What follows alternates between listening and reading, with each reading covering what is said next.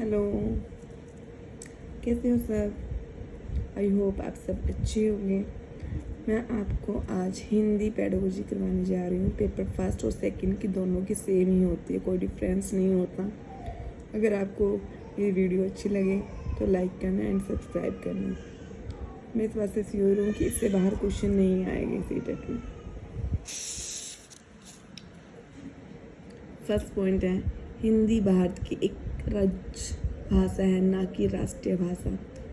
जो हिंदी है ना हमारी भारत की एक राजभाषा है, ना कि राष्ट्रीय भाषा। अगर क्वेश्चन यहीं से आ जाता है 1 मार्क्स में, तो कितनी बार आया भी हुआ है कि भारत की क्या हिंदी भारत की राष्ट्रीय भाषा है, तो ऑप्शन में आप लिखना नहीं।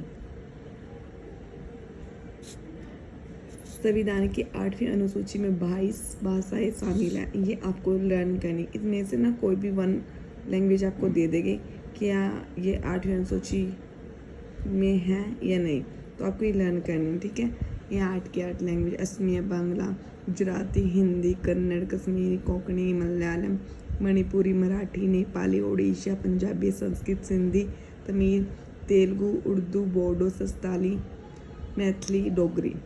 ठीक है, लैंग्वेज इनमें से 1 मार्क्स में यहाँ से भी क्वेश्चन आ सकता है आपके पास। भारतीय संविधान के अनुसार, जो भारतीय संविधान है उसके अनुसार इंग्लिश लैंग्वेज एक सहयोगी प्रशासनिक भाषा है, मीन्स ऑफिशियल लैंग्वेज है। ठीक है, इंग्लिश हमारी क्या है, एक सहयोगी लैंग्वेज है, मीन्स ऑफिशियली लैंग्वेज है। यहाँ से भी एक क्वेश्चन आ सकता है। और शास्त्रीय भाषा हमारी कौन सी है, तमिल, संस्कृत, कन्नड़, तेलुगु, मलयालम, उड़िया। ये हमारी संस्कृत और तमिल, कन्नड़, तेलुगु, मलयालम, उड़िया हमारी शास्त्रीय भाषा है। और आरटीई के अकॉर्डिंग मातृभाषा के माध्यम से अधिगम की अनुशंसा क्लास 8 तक के लिए करता है। ठीक है, भाषा शिक्षा की अवधारणाएं। चुनौतीपूर्ण अवधि की परिकल्पना, बोधगम्य निवेश, संकरात्मक पुनर्बलन, भाषा अधिगम एवं अर्जन। भाषा अर्जन। भाषा अर्जन एक ऐसी प्रक्रिया है जिसके अंतर्गत बच्चा अपने आसपास के वातावरण, परिवार में रहकर भाषा को सीखता है। वह दूसरों को अनुकरण करके भाषा को सीखता है। यह एक प्राकृतिक प्रक्रिया है और इसके लिए कोई औपचारिक साधन की आवश्यकता नहीं पड़ती। यह एक प्रकार से मातृभाषा या क्षेत्रीय भाषा होती है। अब मैं आपको ये डिफाइन करती हूँ। भाषा अर्जन एक ऐसी प्रक्रिया मीन्स एक ऐसी प्रोसेस है जिसमें बच्चा अपने वातावरण से सीखता है। जैसे मतलब कि बच्चा अपने घर में रहता है और जो अपने माँ बाप से, दादा दादी से, चाचा चाचू से जो लैंग्वेज वो सुनता है उसी लैंग्वेज को वो बोलता है। तो उसने क्या किया, वो लैंग्वेज को एक्वायर किया, ना कि उसने लर्न किया। उसने कोई एफर्ट्स नहीं लगाए ना उस लैंग्वेज को सीखने में, ना घर वालों ने कोई एफर्ट्स लगाए, मीन्स कोई बोर्ड नहीं लगाया, कोई बोर्ड पे उसको किसी ने लैंग्वेज लर्निंग करवाई। ये सब्जेक्ट होता है, ये वर्ब होता है। लैंग्वेज कोई भी एक्वायर हो सकती है, ये नहीं कि हिंदी। मीन्स बच्चा इंग्लिश भी ऐसे सीख सकता है जैसे वातावरण में रहता है। उसने वो लैंग्वेज कैसे सीखी, अनुकरण के द्वारा। मीन्स अनुकरण क्या होता है, वह दूसरों का अनुकरण करके भाषा को सीखता है। मीन्स बच्चा अनुकरण करता है, जैसा देखता है और वैसा ही करता है। जैसे उसने कोई लैंग्वेज सुनी, पहले भी सुनता फिर वो क्या करता है वैसे ही वो उसको बोलता है। यह एक प्राकृतिक प्रक्रिया ही, नेचुरली है। मीन्स ये नहीं है कि इसके लिए हमने कोई एफर्ट्स नहीं, क्लासरूम नहीं बनाया, बोर्ड नहीं लगाया, बोर्ड पे कुछ टीच नहीं किया। ठीक है, इसके लिए कोई औपचारिक साधन की आवश्यकता नहीं पड़ती। औपचारिक मीन्स कोई, और यही इसमें आ गया ना भी, हमने कोई वातावरण नहीं दिया ना उसको अलग से, जिसके लिए क्लास एफर्ट्स किए, कोई भी टीचिंग की, कुछ भी ऐसा कुछ नहीं किया। यह एक प्रकार से मातृभाषा या क्षेत्रीय भाषा हो सकती है। मीन्स इस लैंग्वेज, कौन सी लैंग्वेज बच्चा ऐसा सीख सकता है जो मातृभाषा होती है। जो अपने घर में भाषा हो सकते हो, एक मातृभाषा को सीख सकते हैं ऐसे। मीन्स अपनी फैमिली में जो भी वो लैंग्वेज सुनेगा वही वो बोलेगा। मीन्स अब एक बात तो हरियाणा को कोई बच्चा अगर गुजरात में चला जाए, हिंदी तो उसको आएगी क्योंकि हिंदी उसकी मातृभाषा होगी। अगर वो ना 1-2 साल के लिए गुजरात में रहने लग जाए तो उसको गुजराती भी आ जाएगी क्योंकि उसने उस लैंग्वेज को सुना है ना। वो अपने आसपास बाहर खेलने जाएगा, स्कूल में जाएगा तो गुजराती वो सुनेगा। जैसे जैसे वो सुनेगा, जैसे जैसे वो बड़ा होता जाएगा, उसको गुजराती भी आने लगेगी, उसको हिंदी भी आएगी और उसको गुजराती भी आएगी। मीन्स उसकी क्षेत्रीय भाषा होगी। ये नहीं उसकी क्षेत्रीय भाषा कोई और भी हो सकती है, ये मैंने जस्ट एग्जाम्पल दिया है। तो भाषा अर्जन एक ऐसी प्रक्रिया है इसमें लैंग्वेज को एक्वायर करते हैं, ना कि सीखते हैं।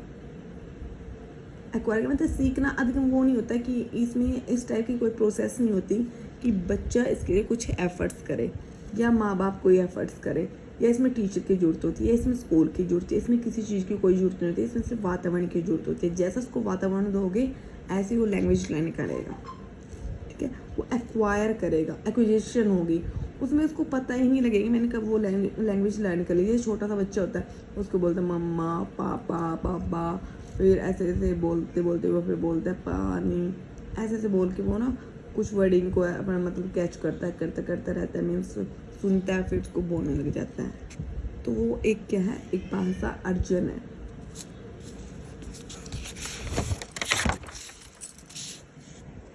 भाषा अर्जन से संबंधित महत्वपूर्ण बिंदु। भाषा अर्जन की प्रक्रिया सहज और स्वाभाविक होती है, मीन्स ये प्रक्रिया बहुत सहज होती है, स्वाभाविक मीन्स अपने आप हो जाती है, स्वाभाविक होती है, बिल्कुल सहज होती है, इसमें सरल होती है, इसके लिए कोई एफर्ट्स नहीं करने होते, इसमें किसी व्याकरण की आवश्यकता नहीं होती, इसमें किसी ग्रामर का यूज नहीं होता, मीन्स कोई रूल नहीं सीखता, कोई ये नहीं सीखता कि ये सब्जेक्ट होता है, ये वर्ब होते हैं, कुछ भी, क्योंकि एक्वायर तो कुछ भी कर सकते हैं, हिंदी लैंग्वेज भी कर सकते हैं, इंग्लिश भी, सभी लैंग्वेज को एक्वायर कर सकती है, मीन्स अर्जन कर सकते हैं। किसी अर्जन में सर्वाधिक महत्व परिवार व समाज को होता है, मीन्स जो भाषा अर्जन करता है ना बच्चा, उसमें सबसे मेन पॉइंट्स कौन से होते हैं, उसमें मेन पॉइंट होता है फैमिली, जो फैमिली है उसका मेन पॉइंट्स होता है, और क्या सोशल, मीन्स अपने समाज में जहाँ पे रहता है वो मेन पॉइंट्स होते हैं, सबसे महत्वपूर्ण पॉइंट्स वही होते हैं, क्योंकि वह भाषा अर्जन अपने परिवार से सीखेगा और अपने समाज से। अब भाषा अधिगम आ गया। अब अधिगम में और अर्जन में बहुत डिफरेंस है।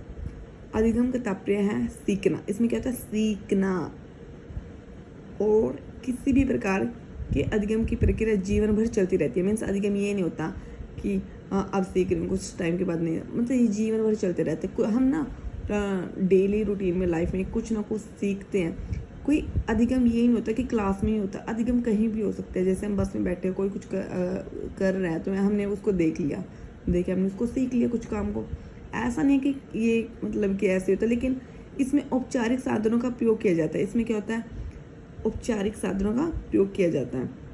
जैसे बच्चा हिंदी लैंग्वेज उसको आती है, इंग्लिश को लैंग्वेज नहीं आती, तो क्या करेगा, स्कूल जाएगा, स्कूल से वो फिर टीचर्स को टीच करेंगे, फिर वो ब्लैक बोर्ड से ये देखेगा भी हाँ इसमें सब्जेक्ट होते हैं, इसके रूल होते हैं, ग्रामर लर्न करेगा, फिर उस लैंग्वेज को लर्न करेगा। तो भाषा अधिगम में नियम भी होते हैं, व्याकरण का भी प्रयोग किया जाता है, इसमें मीन्स ग्रामर का भी प्रयोग किया जाता है, और मीन्स इसमें रूल्स भी होंगे। जब ग्रामर हो गए तो इसे द्वितीय भाषा के नाम से जानते हैं, मीन्स ये सेकंड लैंग्वेज से जानी जाती है। सेकंड लैंग्वेज क्यों, फर्स्ट लैंग्वेज तो हमारी वही लैंग्वेज होती है जो हमारी मातृभाषा होती है, हम घर से सीख के आते हैं, सेकंड लैंग्वेज में ही हम इसको सीखते हैं। भाषा अधिगम से संबंधित तथ्य, इसमें भाषा के नियम सीखे जाते हैं, मीन्स मैंने बताया रूल्स होते हैं। भाषा अधिगम औपचारिक शिक्षा के द्वारा किया जाता है, मीन्स औपचारिक शिक्षा क्लास में स्कूल में होगी, स्कूल में क्लास में टीच की जाएगी, और फिर बोर्ड की भी जरूरत होगी, और ग्रामर के भी, रूल्स के भी, सब कुछ बहुत एफर्ट्स करने होते हैं, टीचर्स को भी एफर्ट्स करने होते हैं, बच्चे के बहुत एफर्ट्स लगते हैं। भाषा अधिगम विद्यालय में प्रारंभ होती है, स्कूल्स में ही होगी या इंस्टीट्यूट्स में होगी, कहीं भी। भाषा अधिगम में बच्चों का प्रयास करना पड़ता है, बच्चों को प्रयास करना पड़ता है, मैंने बोला है ना कि बच्चों को एफर्ट्स करने पड़ेंगे। इनमें व्याकरण की आवश्यकता होती है, यस। भाषा अधिगम में शिक्षक, विद्यालय, पाठ्य पुस्तकें, शिक्षण पद्धति आदि की भूमिका रहती है। हाँ, कि भाषा अधिगम में शिक्षक की भी आवश्यकता होती है, विद्यालय की भी, और जो मीन्स पाठ्यक्रम हमारा करिकुलम है उसकी भी, पाठ्य पुस्तक की भी, और शिक्षण पद्धति मीन्स शिक्षण कैसे किया गया, टीचिंग कैसे की।